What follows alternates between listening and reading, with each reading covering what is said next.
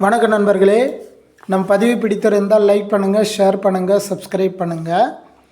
நண்பர்களே, பிஜிடிஆர்புடைய தேர்வு ரிசல்ட்டு எப்போதுன்னு சொல்லி மீண்டும் தேர்வர்கள் நம்மிடத்தில் கேட்குறாங்க. அதற்கு ஒரு பதிலளிக்கும் விதமாகத்தான் இந்த பதிவு இருக்க போகுது. அது மட்டும் இல்லாமல் காலி பணியிடங்கள் உயர்த்த கோரி தேர்வர்கள் கோரிக்கை அப்படின்ற மாதிரி சில தேர்வர்கள் சொல்லி கொண்டு இருக்கின்றனர். நிச்சயம் இதை பற்றி இந்த பதிவில் பார்க்கலாம். நண்பர்களே, முதல்ல நான் எல்லா வீடியோக்கள்லையுமே சொல்லிட்டேன் நண்பர்களே, பிஜிடிஆர்புடைய தேர்வு ரிசல்ட்டு நவம்பர் ஆர் டிசம்பர், சரிங்களா? அந்த 2 மாதத்துக்குள்ளே கண்டிப்பாக வாய்ப்புகள் இருக்கும். ஏன் இது நவம்பர் ஆர் டிசம்பர்னு நான் சொல்கிறேன்னா, வருகின்ற 2026 மே மாதம் சட்டமன்ற தொகுதி எலெக்ஷன் நடக்க போகுது. சிஎம் நம்ம தமிழ்நாட்டில் சிஎம் தேர்ந்தெடுக்கிற ஒரு எலெக்ஷனு. இந்த எலெக்ஷனை முன்னிட்டு அவங்க முன்கூட்டியே இந்த தேர்வு ரிசல்ட்டு விட்டு அதுக்கான பணிகள் அமர்த்தப்பட்டு பிறகு தான் அந்த தேர்வு பணிகள்லாம் எலெக்ஷன் டியூட்டி பார்க்குறதுக்காக நிறைய ஒர்க்கு போயிட்டுருக்கோம். அதால் தான் நம்ம இந்த முறை எப்பயும் இல்லாத அளவுக்கு முன்கூட்டியே பிஜிடிஆர்பி ரிசல்ட்டு வெளியிட்டுருவாங்க அப்படின்னு தொடர்ந்து வலியுறுத்தி வருகிறோம், சரிங்களா?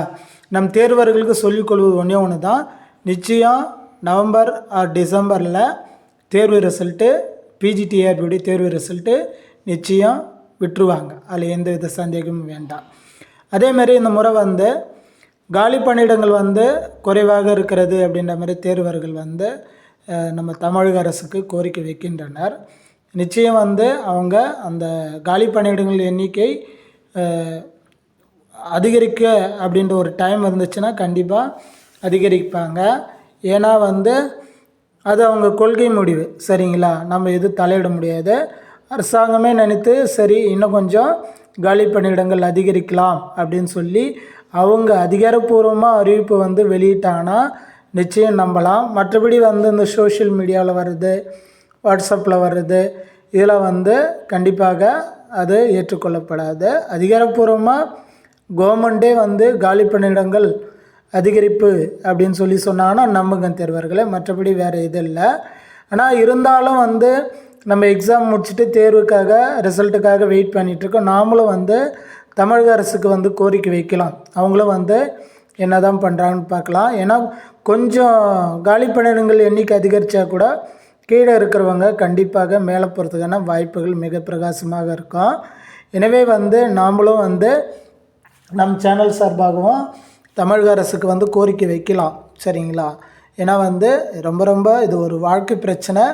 அதால் அவங்களுக்கு கோரிக்கை வைப்போம். நிச்சயம் நம்ம தமிழக அரசு நமக்கு செய்வாங்க அப்படின்ற ஒரு நம்பிக்கையோடு நம்ம எல்லா தேர்வுகளும் சேர்ந்து காலி பணியிடங்கள் கொஞ்சம் அதிகரிக்கிங்க அப்படின்னு சொல்லி நாமளும் சொல்லலாம். அவங்க என்ன கொள்கை முடிவில் அவங்க சொல்கிறாங்களோ பார்க்கலாம் நண்பர்களே.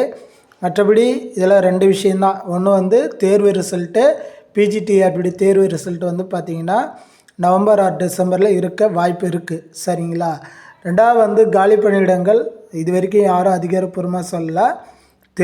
சில தேர்வர்கள் கோரிக்கை வைக்கின்றனர். கோரிக்கை வைக்கிறது அவங்க தனிப்பட்ட விஷயம், சரியா? இது நடைமுறைப்படுத்துறதும் நடைமுறைப்படுத்தாததும் நம்ம தமிழக அரசு கையில் தான் இருக்குது.